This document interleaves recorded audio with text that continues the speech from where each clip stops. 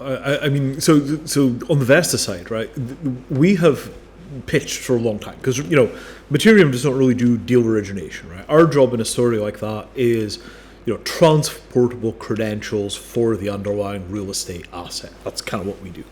But the thing that we've been pitching is, look, what the mortgage market really needs is, I want to buy a new place. I sell 5% of my new place to 6 of my relatives. They're now 5% stakeholders in the property, and then I go and get a mortgage for, 2.5 times my income rather than 3.5 times my income, and my lenders are delighted and I get a better rate. And now I've got 6 relatives that are co-owners with me of my house. It's like, oh, hey, do you guys want to come over and give me a hand painting this thing? Yes. What I want to stress here is that equity brings people together, but debt divides them.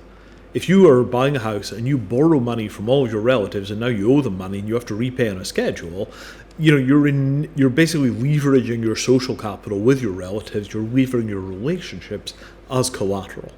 But if you all co-own the house, that pulls everybody together and it creates cooperation, it creates sharing. I think that debt is a much more destructive instrument than equity, and I think a lot of our social fragmentation is because we don't have mechanisms for getting access to equity outside of a corporate finance setting. So I could not be more enthusiastic about markets for housing equity because it opens up so many new social models.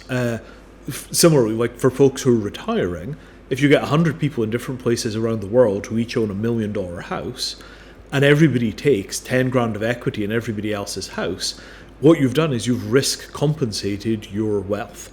If your markets go up, if your markets go down, you're going to have almost exactly the same amount of value because your value is now 1% of 100 houses plus a license to use the house that you have now.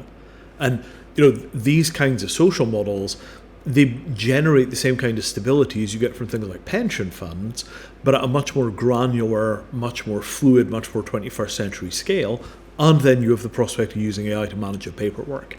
Like, the scale of the transformation that Vesta are poking at here, this is really a big deal.